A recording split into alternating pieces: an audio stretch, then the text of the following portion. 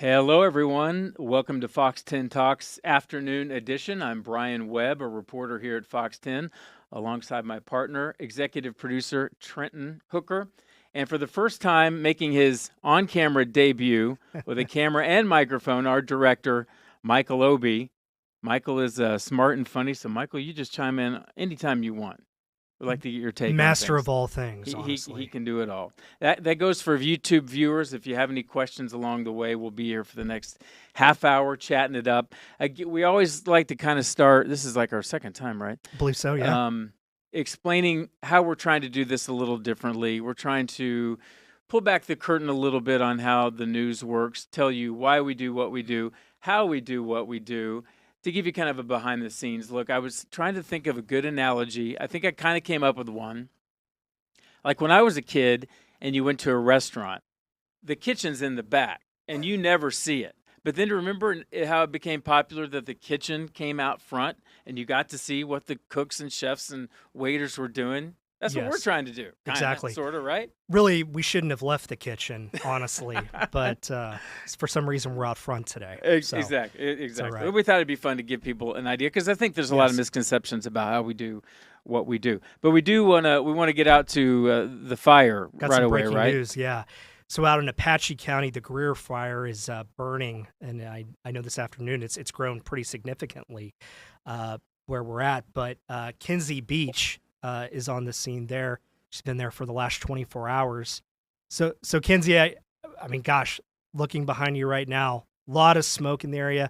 The winds look like they're still pretty fast. Can you tell us what you're seeing on the ground there? Yeah, I'll just tell you guys in the last hour or two, things dramatically shifted out here.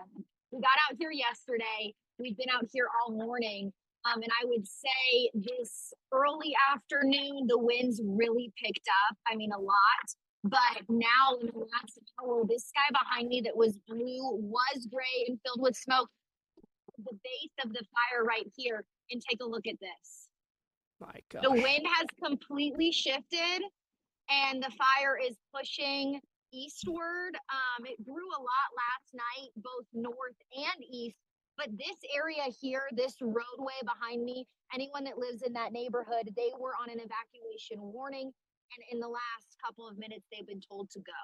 So these people last night were ready. They told me they had their stuff packed.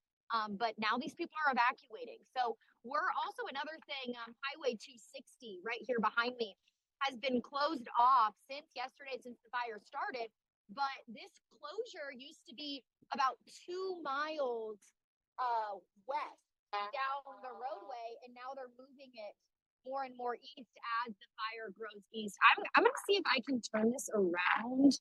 I know this is actually, I don't think it's going to do that, but I can just turn it this way to show you guys just how much smoke is in the air. One of our photographers said he could kind of see some orange on the ridge line, which Wow. would be flames of this Greer fire. I mean, it's over 6,000 acres. Yeah, that's the shot right behind you there. Kenzie, since we're talking a little bit about behind the scenes stuff, I've covered a few of these fires myself. First of all, is this your first wildfire in Arizona? I know you're relatively new to the state. And secondly, what about access? You know, we see these images in California, the LA wildfires, and reporters are right up there. You know, you can almost touch the flames. It's not quite that way in Arizona. They tend to keep us back. Can you talk us through that a little bit, or at least your experience with it? Exactly. I'm from California. I haven't covered fires in California, but familiar with the landscape. But here in Arizona, that's exactly right. A lot of different counties, the sheriff's office, they want to keep us, out of their way as well, which we totally understand and respect that. They've been great here in terms of information. I mean, we're allowed to go right up to the road closures, but yeah, the video you guys are looking at right now, that's from residents or people that were in Greer evacuating yesterday. But yeah, we kind of are able to get a distance look, but not right up close. I think that's because they don't want us in the way. And we can see, I mean, these winds are so crazy that the fire can go from moving north to moving south. So, we don't want to be in the way of their firefight. But yeah, I think the way they've seen journalists cover the California fires, that's changed a little bit with allowing more access, because it helps get the message out. I mean, whether we, popped in and grabbed lunch today, so many people even telling us, hey, we've been watching your reports. Thanks for keeping us updated. So people are tuning into local news when it's emergencies like this. Right, and it's so I just know firsthand. I'm sure you're the same, Kinsey. You drive all that way, and then there's this big roadblock, and you're like, no, no, no, I want to go where the fire is, and they won't let you, and it just is maddening. Yeah, I'm like, I didn't come 5 hours. Okay, so see y'all back there. But last night we were able to see the flames coming over the ridgeline, which was crazy because in the span of 2 hours, you start to see it move closer and closer. And to now be out here, I'm kind of losing track of time. We've been out here a long time. I don't know if we've been out here 24 hours yet, but we've really seen the fire change a lot. And that's just the craziest part. We're seeing it all firsthand. Just look how much dark smoke. And I mean, actually at the top of the afternoon when the sun was, right on top of us, it was almost orange down here with how much smoke was in the air. And I was like looking at my hands, looking at the car, just the glow of the sun through all the smoke in the air. It's a lot. Hey, Kenzie, real quick, one thing we were talking about, before, but, in these situations where we have this break, it was go time, yesterday. Can you explain that for folks? Just you came in with a totally different idea of what you were going to be covering for that day on the news, and boom, you got to go out there. I know your photographer out there, Max Morgan. You guys just rolled with it and made it happen. Oh yeah, that's the definition of rolling with it with the news. I was actually in a press conference with Rachel Mitchell, and it was like, you got to go. So that's what I did. We just kind of loaded up the car and we were on our way. And it was a long drive, so you feel like you have all this time to prepare, but you can, look on social media, get the lay of the land, but a fire is changing so much, and you really want to get like boots on the ground and, hey, this is what we're seeing. This is what people are telling us. So it's like this anticipation during that 4.5, 5-hour drive to just get there, but it's still a long drive. But yeah, it's a very quick turnaround. And Kenzie, you're so good at finding people online. I've noticed that over the time we've worked together, but you're out in the middle of nowhere and you can't go past the barrier there. How do you find people to talk to who have been up and close and personal with these flames? So we've kind of just been trying to keep moving. I mean, you can't expect people to come to you. So last night we talked to so many people. When you're covering a fire, if you get to talk to, 8 or 10 people, that's incredible. Some people will, pull up to come get a look at the fire. I think it's all about making small talk. Even from, talking to the person at the coffee shop. Hey, do you know anyone who's been evacuated? Getting their numbers and just kind of getting in, being a part of this community, even though I've never, been here before, and just chatting with people in the last 24 hours. Hey, Kenzie, I watching your coverage the last 24 hours, I was pretty moved by the lady you talked to earlier, the conversation with her, who said that, she had friends in the area losing stuff, but pretty amazing. I think we actually have that sound bite. Michael, if we could play that real quick. I was up here when the Wallow Fire started. It's horrible. My heart goes out to the residents of Greer, and especially our first responders. We've got to get the wind under control, and we need to get the air tankers out here. I know it's going to take a while. I've been up here since 2013. I love this area, and it's devastating to watch and see this. A lot of emotions there. We know that this fire is burning in a similar area of the Wallow Fire from 2011. We know the type of damage that these wildfires can do. Why so much emotion? I have friends that lost their homes in Greer, so that's where that comes from. And I was actually camping when the Wallow Fire started in Cornero Lake, and Greer is such a beautiful town, and my heart really goes out to those people that have lost their homes, especially our first responders, because they're... Man, Kenzie, you just hear that woman's pain right there, watching all this happen, bringing up a lot of memories. Talk about emotion. Yeah, talk about emotion. It just shows you the community out there. The reason I got the interview was she came up to me asking if she could give us waters or bananas. Started talking. Her heart breaks for the friends that lost homes, and just such a beautiful area. Burning. Greer is just right on the other side of this mountain range, and it's just so much darkness continuing to just fill the air. Kenzie, thank you so much for your time today. Of course, and be careful out there. I think a lot of times reporters rush out there and we don't think about, hey, maybe should I be breathing this smoke for too long or getting too close to the flames? But whatever it takes. Appreciate your time. As always, you're our hit interviewee so far here. You're amazing. Number one go-to guest, Kenzie. I think everybody's wanting to know what's she going to do next week. Yeah, exactly. Lord only knows. Everywhere. But you'll be at the top of the 4:00 newscast, I know. Yeah, good point. With the latest there on the ground. So 4, 5, 6, and 7. Tune in. Yeah. All right. Boom. All right. Good luck, Kenzie. Be careful out there. Thanks, guys. Should we bring in Justin Lum real quick? Let's do it. Justin Lum, the man. Fox 10 investigator Justin Lum. Excuse me. I don't want to leave out his title. Yes. Justin, thanks for coming in, man. Really, I'm honored. I've been waiting. That's what I was going to say. I'm usually on the morning thought session. about this show, we were like, Justin Lum. Just let Justin come and talk the whole time. Honestly. He could fill hours and hours of this. Right? Should we keep talking about Lori Vallow? She's top of mind still? That's usually what people talk to me about, right? I think they that's stop you on the streets? I think that's all people think I cover here. It's kind of been your life. Well, real quick, yeah. She's back in the news again today? Yes, she's representing herself again and getting ready for her last Arizona trial. So today she was in court for her pretrial hearing.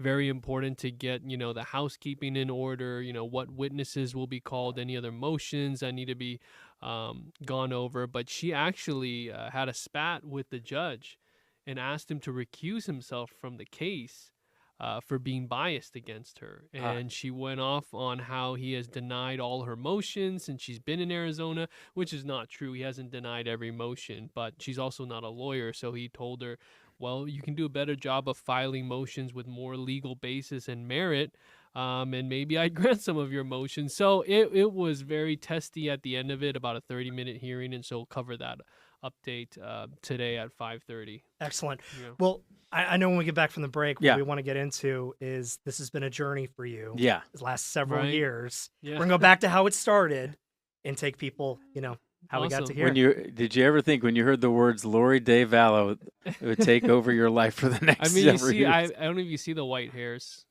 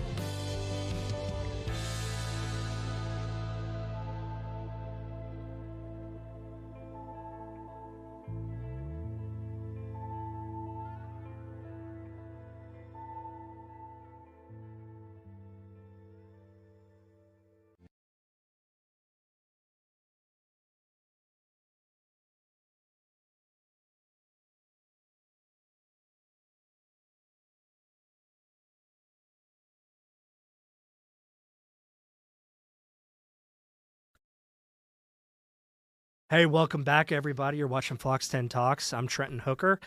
Brian Webb. Joining us also is Fox 10 investigator Justin Lum. And we're talking about the Lori Vallow Daybell, the final trial, the Final last chapter, one. yep. Will That's you it. ever separate your life from her? Can you imagine that day? I think you have to, right? Like I think I have a better work-life balance now as a dad and husband than when I was first starting out. But yeah, it becomes, you know, a part of you when you cover something so long, and you feel obligated to make sure you don't miss anything. So Yeah. Well, we were talking about how all this unfolded, and there was a weekend back in December 2019, right? Yep. Where you got the call, this is going on. We need somebody to cover it. Send up the Justin Lum signal. Take us Send back them to out. that day, because were you just a general assignment reporter at that time? I was a general. I worked weekends. As you know, when you came, I worked Wednesday through Sundays, but nightside. So there's always action. There's always stories to cover. But basically, on a Saturday night before we actually ran the story, we found out about these two missing kids and how their parents, you know, thinking that Chad was their parent, Chad Daybell, but Lori Vallow, their mom, wasn't cooperating with authorities, and they were persons of interest at the time, not suspects. But where were these kids, and what were the ties to Arizona? So we started looking into that and learned that people had died along the way mysteriously. And so the next day, we got all our ducks in a row, and we ran that story at 9 p.m. That was December 22nd, 2019. And this is all because of a producer that was filling in that weekend. Wow. And she said, this is going to be a national story. And she kept bugging me about it. I was like, okay, let's put this out on the whiteboard. Like, explain this to me. Who's involved, all of the players. Yeah. And then I was sold and started working on it. In a weird way, did this transition you into an investigative reporter in and of itself? I think it was an opportunity to show investigative skills as far as more records requests, just more sleuthing and looking for people who were involved. Because at this time you didn't have a criminal case. You just had two missing children. You had no suspects. But we knew there was something wrong. And so I think this was an opportunity to prove myself in that way. So there are a lot of days that I was off on Mondays and Tuesdays where I was working on this and trying to get the next interview or the next angle, calling our boss and texting him what I have and why we could run with it. And so yeah, it definitely changed my life, and it's helped open doors to becoming, as you know, like when you do investigative journalism, it's not just the shooting that happened that day. It's not just the surface, but there's so many other stories to cover. And I think that's what helped me challenge myself. This gave me the confidence to challenge myself as a journalist. It takes a special breed and a little several levels of digging more than the normal reporter does. Right.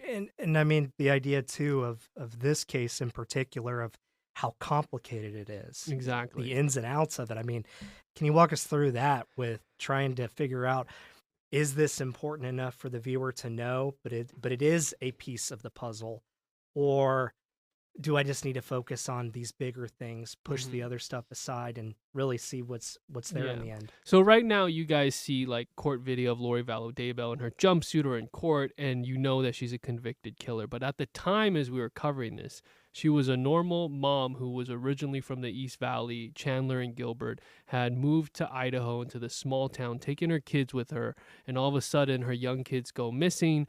We learned that her fourth husband had been shot and killed by her brother just months prior in Chandler, and it was looked at as a self-defense shooting because her brother claimed that he was attacked and hit with a baseball bat. Also at the time, Chad Daybell, Lori's new husband, who's now on death row in Idaho, his wife had died mysteriously, and there was no autopsy done. Her body had to be exhumed for authorities to look into her cause of death. Her body was exhumed the day before the brother who shot Lori's husband died. So he drops dead. And you also have this other former relative of hers, her ex-nephew-in-law, who had been shot and killed during that fall in October 2019. But the bullet missed him by inches. The common theme here is that prosecutors say these two that were in love felt that they could identify dark spirits, and they were destined to lead chosen people into the new millennium when the world would end. At some point, there will be an apocalypse, and they had a mission to be the leaders, and they were essentially a god and goddess that had been married together in past lives. So they had this mission, but there's also a money motive. But we don't find all that out until we start digging into the case. At the time, it was just it was a big mystery between Idaho and Arizona. Well, real quick, I thought this was always something that fascinated me about this case is that you've got all the lurid details of it with the religious aspect of it, the sinister nature, the cold-bloodedness of it. Yeah. But I mean, just as a human being, you're going through all of this, and you're going through these details. You know, they're 2 small kids that were killed in this too. As a dad, as a human being, you're doing this, you're covering this, you're reading this.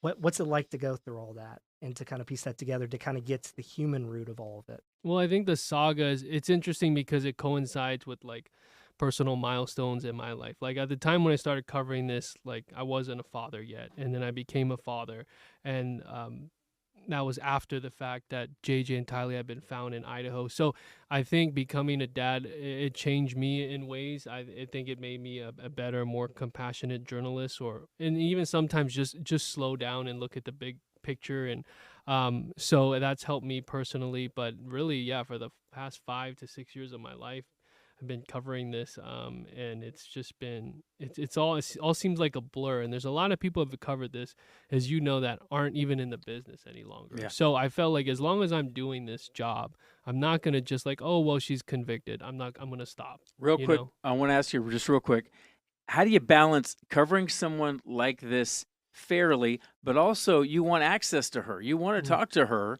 but if you spell out all that we know, she may not like it and may not want to talk to you. Is there any way to balance that? I think it's hard, but I've tried many times to talk to Lori Vallow Daybell.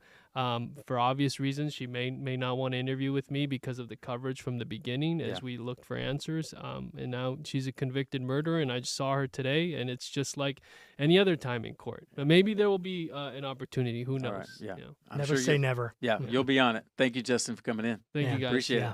Excellent coverage. I think we got another star coming in. And we do. We have this like a star-studded show it is. here. It's honestly, like it's amazing. The chair doesn't even get cold. Man. And we've got Richard Sines coming in, my man from the weekend.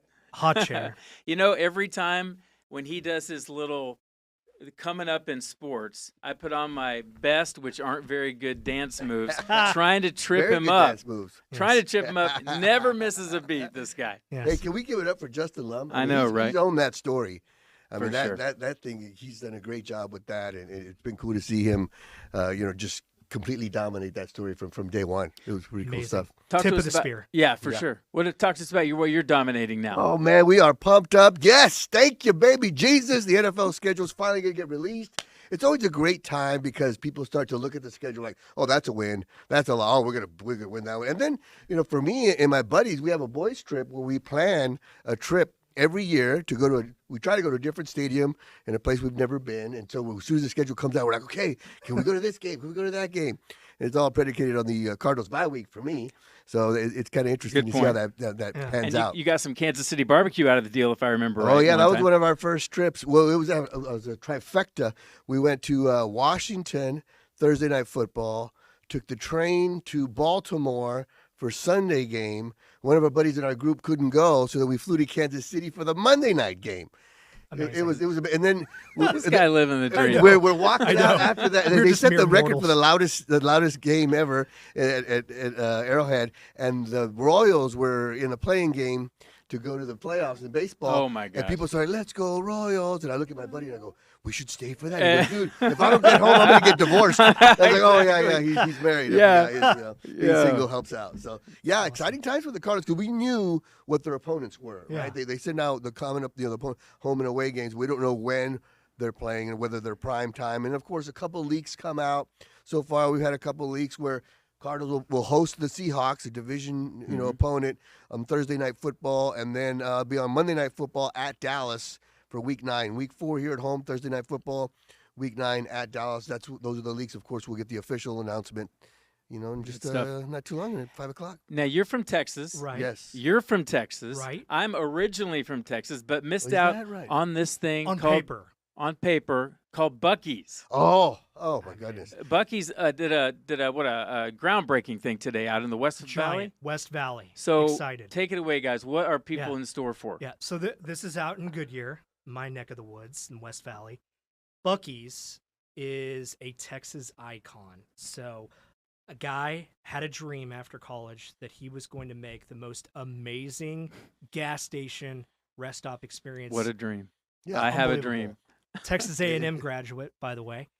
So An Aggie, huh? Okay. he was, and not only did he accomplish that mission, also has the cleanest bathrooms Hey. in the world. Yeah. Yeah, it's exciting times for the Valley. You got a honestly. Buc-ee story? Have you've been to one? Well, I left Texas before Buc-ee's became a Oh, thing, okay. but I heard all about it, and so I was back home visiting my dad in San Antonio, and that's when the Sun Devils are in the Big 12 championship game. So then I drive from San Antonio to Dallas, and I stop at a Buc-ee's because I'm like, I'm gonna see, because they have these billboards, Yes, and the they're like, billboards. in 80 miles, da da da, and they're like really catchy. And I'm like, all right, you know what? It worked. I'm gonna stop, and then I stop. It's like if Costco and Walmart had a baby. Oh man. It would be a Buc-ee's. And what you said, Trenton, about the bathrooms was amazing because they have, you know how when you go to these garages and they have the green and red light where it lets you know the spot's open? Yes. They have that for the bathrooms. Oh Yes. wow. There you see, there's right there. And I was just like, well, like the thing that says vacant and occupied is not enough. You have to have the light. Yeah, that's and then I got high-tech. in there like this place was bigger and nicer than my first apartment. When I got my first TV job in Midland, Odessa. Just I the mean, bathroom itself. hey, Just the just stall the was bathroom better than your itself. first Yeah, They had a apartment. sanitizer in there. It's honestly everything that makes America amazing Yeah. in one place. Unbelievable. So I remember Buc-ee's when I was working in print journalism, Houston Chronicle. We had an interesting story where a guy brought in what he said was an emotional support monkey to Buc-ee's. Sure. Got out, Gotta have your monkey. kind of caused some chaos inside. They had a standoff. Oh, my favorite part about Buc-ee's was the next day you showed up. They had a sign on the door that said, "Your emotional support dogs can come and pop a squat, but leave your emotional support monkeys at home." I was like, That guy wasn't Michael Obie, was it? Yeah, maybe it was. Michael, you have any Show us. quick Buc-ee stories? I've never been to Buc-ee's, but You're missing what's out. the big thing? The brisket there? Yeah. yes. They have Now, a if you candy get a brisket station. at a gas station, you get sick. Can you be mad at anybody but yourself? See, I knew he would add a nice little Yes. like at the end of this, Yeah. right? Just We just got Obied. yeah, we just got Obie. Oh, thanks everybody. Well, thanks for coming in. Anytime, guys. Anytime. Thank you. What time can folks watch you again? Yeah, at 4:45, we're going to start our live stream here.